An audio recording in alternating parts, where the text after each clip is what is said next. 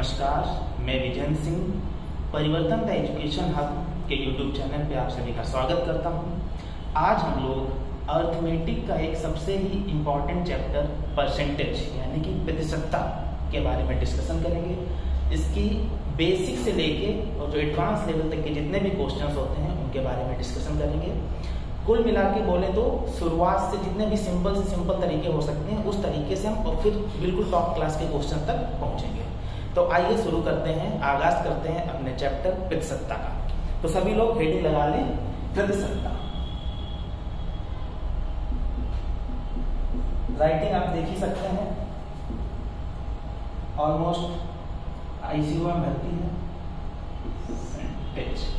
Spelling की भी चिंता मत करना, सारी गलत होंगी। शुरू करते हैं बिल्कुल शुरुआत से। परसेंटेज का मतलब क्या है? जैसे प्रतिशत, प्रतिशत का मतलब हो गया कि हर एक 100 में कोई इतनी चीज, जितनी भी क्वांटिटी बता दी जाए। जैसे आपसे बोला गया 10%, तो 10% यानी कि 10% होगा। इसको हम लोग लिखेंगे कैसे? 10%। तो करना क्या? परसेंट को हटाना है और नीचे 100 लगाना है, यानी कि 100 से डिवाइड करना। ये न्यूमरेटर हो गया आपका, ये डिनोमिनेटर हो गया। ठीक है, तो 10% को हमने यहाँ पे फ्रैक्शन में चेंज किया। और अगर इसे सिंपल करें तो 0 0 कैंसिल, तो 1/10। 10% का फ्रैक्शन हो गया 1/10। ऐसे अगर आपसे बोला जाए 15%, तो हम लोग लिखेंगे 15/100। और इसको अगर हम लोग 5 से डिवाइड कर दें तो 5 3 जा और 5 से 29, तो 3/20। ये 15% की वैल्यू यहाँ पर हो गई है 3/20, और ऐसे 10% की वैल्यू हो गई है 1/10। इसी तरीके से जितने भी परसेंट हमसे पूछे जाएंगे उन सभी को हम इस तरीके से फ्रैक्शन में लिखने की कोशिश करेंगे। अगर आपको परसेंट फ्रैक्शन में याद हो गए तो क्वेश्चन जो आप 5 मिनट में लगाते होंगे वो आपका 10 से 20 सेकेंड में ही लग जाएगा, और इससे कम में भी वो डिपेंड करता है कि आपकी कैलकुलेशन कैसी है। तो ठीक है, अब हम कुछ यहाँ पे टेबल में लिखेंगे ऐसे फ्रैक्शंस और परसेंटेज जो आपको लर्न करने हैं। आपने अगर उनको लर्न कर लिया तो आने वाले क्वेश्चन जो अभी हम लगवाएंगे आप देखेंगे तुरंत ही आपसे लग जाएंगे।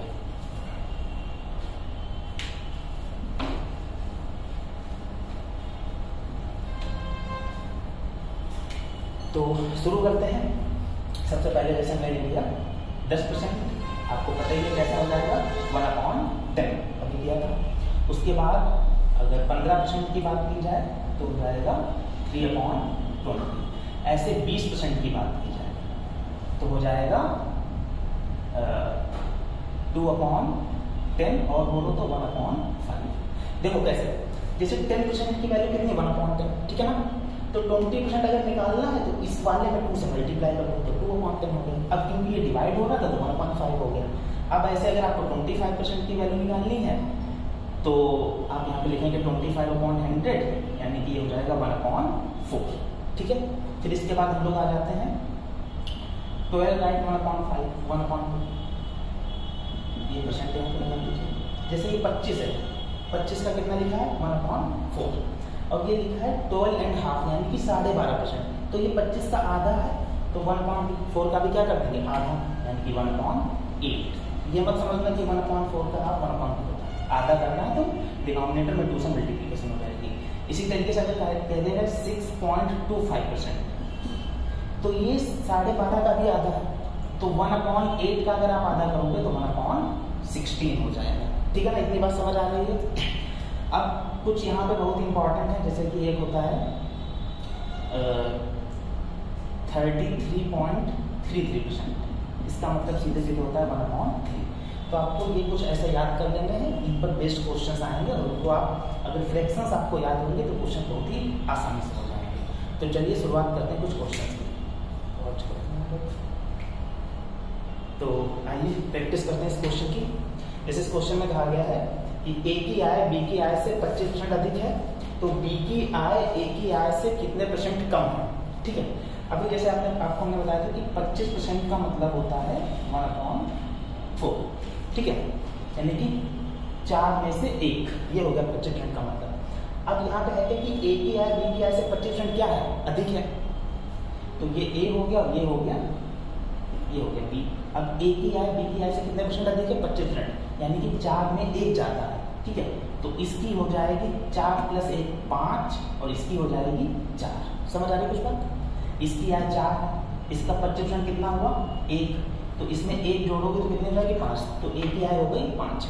अब क्वेश्चन ये कहा गया कि बी की आय ए की आय से कितने % कम है, तो बी की आय देखो जरा कितनी है 4 है और ए की आय कितनी है 5 है, इसकी इससे कितनी कम है 1 कम है ए से, तो 1 कम है, यहाँ पे डिफरेंस कितने का है 1 का है और हमें किससे कम पूछी गई है ए की आय से कितने % कम है, तो 1/5।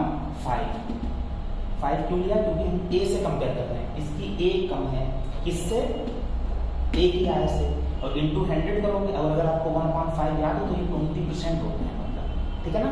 तो यानी कि बी की आय ए की आय से 20% कम है। तो देखते हैं इस क्वेश्चन के बारे में। क्वेश्चन है कि एक व्यक्ति की मासिक आय 8,000 रुपए है और यदि वह आय का 60% खर्च कर देता है तो मासिक बचत क्या है, ठीक है। ये टोटल उसकी इनकम है, ये उसका एक्सपेंडिचर है, तो इसकी टोटल सेविंग पूछी गई हमसे पर मंथ, ठीक है। देखते हैं। अच्छा आप ये बताओ 60% खर्च कर देता है, तो इसको पहले हम लोग बिल्कुल बेसिक तरीके से लगाते हैं। 8,000 रुपए है, 60% खर्च कर देता है तो इसका 60% आप निकालोगे। 60% कैसे निकलेगा, 60 कटे 100, ये डबल जीरो कट गया, 8 6 जा 48 और डबल जीरो कट गया, यानी कि इतने रुपए वो खर्च कर देता है, 4,800 रुपए वो खर्च कर देता है। तो बचत कितने में, सेविंग्स क्या है, इतनी टोटल इनकम उसमें से एक्सपेंडिचर आप निकाल दो, तो बचत उसकी क्या हो जाएगी 8,000 माइनस 4800 और घटाओगे तो बचेगा आपका 3200, ठीक है। एक तो ये तरीका हो गया। अब इसको अगर हम लोग फ्रैक्शन से लगाने की कोशिश करते हैं, ठीक है। तो जरा एक बात बताओ, कोई भी चीज़ होती है 100%, अगर वो 60% खर्च कर देता है तो बचता कितना होगा 40%, और आपको पता है कि 40% को अगर हम लोग रेशियो में फ्रैक्शन में लिखना चाहें तो 2/5, 40% का मतलब हो गया 2/5, तो 8,000 में से कितना बचता होगा उसका हिस्सा 2/5, तो 8,000 में आप सिंपली 2/5 से गुणा कर दो, ठीक है ना। अब 5 से अगर आप इसे डिवाइड करोगे तो 5 कम 5 बचा 3 हो गया 30, 5 6 30 और ये हो गया 1600, 1600 दूनी 3200 रुपये, ये उसकी हो गई सेविंग, ठीक है ना। देखो यहाँ पे 40% हमने क्यों लिखा, क्योंकि 60% अगर उसने खर्च किया तो बचा कितना 40%, 40% का मतलब 2/5 यानी कि 5 में से 2, तो टोटल यहाँ पे हमने 8,000 में 2/5 से गुणा कर दिया और आपका 3200 सेविंग हो गई। तो देखते हैं नेक्स्ट क्वेश्चन। एक कक्षा में यानी कि क्लास में 60 छात्र हैं, 60 स्टूडेंट्स हैं और उनमें से 40% गर्ल्स हैं, छात्राएं हैं, तो कक्षा में लड़कों की संख्या कितनी है, बॉयज का नंबर में बताने की, लड़कों की संख्या कितनी, टोटल यहाँ पे कितना हमें दिया गया है 60। अब इसको पहले फिर वही दो बेसिक तरीके से, सबसे पहले तो टोटल कितने स्टूडेंट्स हैं 60, उसमें से 40% क्या है छात्रा है, तो आप उसको थोड़ा लॉन्ग भी कर सकते हो, शॉर्ट तरीके से मैं बता देंगे। तो इसमें से 60 में 40% और 40% का भी हमने पीछे मतलब बताया था 2/5, 40% का मतलब होता है 2/5, ये फ्रैक्शन ध्यान रखना। 60 में से 40% क्या छात्रा है, तो 60 × 2.5 करोगे, इससे इसे डिवाइड करोगे 12 और 12 हो जाए 24, यानी कि 24 आपकी गर्ल्स हो गई, ठीक है। नंबर ऑफ बॉयज पूछा गया, तो इसको क्या करो 60 - 24 अगर आप करोगे तो बॉयज आपके आ जाएंगे 36, बॉयज का नंबर हो जाएगा 36। अब इसको थोड़ा ट्रिक से सॉल्व करें, तो अगर 40% गर्ल्स हैं तो आप समझ जाओगे तुरंत कि बचे हुए 60% बॉयज होंगे, और 60% का मतलब होता है 3/5। कैसे आएगा ये समझ लो, 60% है तो परसेंट हटाओ और 100 से डिवाइड करो। अब इसको अगर आप कैंसिल करोगे 2 से तो 3/5 ही आएगा, तो 60% का मतलब हो गया 3/5। 60% बॉयज हैं और टोटल कितने स्टूडेंट्स हैं 60 का 60% यानी कि 3/5, 5 से डिवाइड करोगे 12 और 12 3 जा 36, this is the number of boys, so this is your desired answer. इस तरीके से आप सिंपली कर सकते हैं। और आज की ये मेरी पहली क्लास है, कैमरे में इतना हैबिचुअल नहीं हूँ तो इसलिए थोड़ा सा अनकंफर्टेबल हो रहा था, लेकिन कोशिश करें कि धीरे धीरे अपनी क्लासेस में हम इम्प्रूवमेंट लाएं। आज क्वेश्चन बहुत सिंपल थे, अभी तो कुछ ज़्यादा मेहनत भी नहीं की थी। अब क्वेश्चंस कल से और भी ज़्यादा डिफरेंट टाइप्स के आएंगे, क्लास की ड्यूरेशन भी थोड़ी लॉन्ग करेंगे। आज का बस ऐसा था, एक तरीके से समझ लो ये ट्रायल क्लास थी, बस कोशिश कर रहे थे कि देखते हैं वीडियो किस तरीके से बनता है। धन्यवाद। आप हमारे चैनल पर बने रहिए, सपोर्ट करिए, और जैसे जैसे आपके रिव्यूज आएंगे उसी तरीके से हम और भी नए नए वीडियोस डालते हैं।